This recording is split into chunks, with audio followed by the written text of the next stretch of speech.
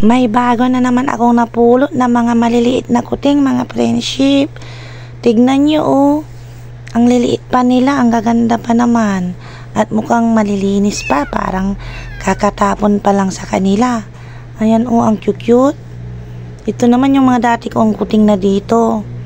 Nauna kong napulot. Naglalaro. Tapos ito yung mga grupo ng bagong pulot nilagay sa kahon.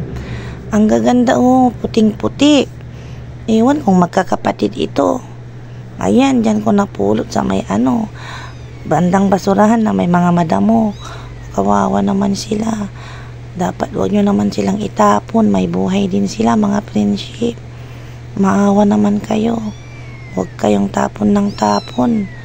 Kung ayaw nyo sa kanila, ihanapan nyo na lang sila ng mag-a-adapt. Maawa naman kayo sa mga maliliit pang nilalang na ito. May buhay din sila. Gutom na gutom sila oh. Gutom na gutom. Kawawa naman.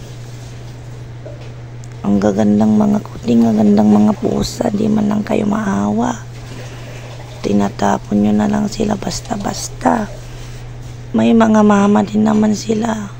Sana sinama nyo na yung mama nila. Grabe naman kayong mga tao kayo. Wala kayong awa sa mga ganitong klaseng mga nilalang. Nilikha din naman sila ng Diyos katulad nyo. May damdamin din. Nagugutom, nauuhaw, naiinitan. Ito yung mga dati kong rescued cat.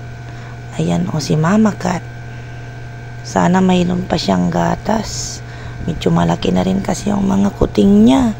Paano ko kaya sila bubuhayin? Sana i-adapt nyo na po. May Mama Cat po ba kayo, mga friendship? Ayan yung mga bata na tumulong sa akin na makuha yung mga kuting. Ayan po oh, sinakay na namin sa may sasakyan. Ayan din yung isang taga doon sa lugar na tumulong din sa amin. Ayan si Igan. Ayan at mga tao dyan.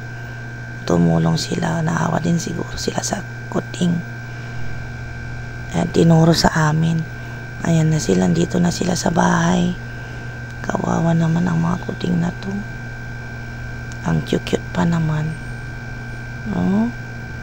Ang puputi. Ang gaganda ng mga puti. Lahat sila magaganda at mukhang malulusog pa. Halatang alagang-alaga ng Mama Cat nila. Pero parang hindi sila magkakapatid kasi malaki na yung dalawang puti. Tapos yung tatlo naman na magkakaibang kulay na yon, parang magkakasize. Tignan nyo. Tignan nyo mga friendship. Ayan oh. Ang cute nila. Sana i-adapt nyo po. Tulungan nyo po ako kasi walang Mama Cat na may gatas. Kasi kailangan pa nilang kumain. Hindi pa siya nakakakain. Itong iba dito. Yung dalawa lang na puti, medyo kakakain na ng kanin. Pero yung mga maliliit, kailangan pa ito ng gatas. Mapadedita pa ng Mama Cat. Ayan, namamaos ako mga friendship. Nahirapan akong magsalita. Dyan sila napulot.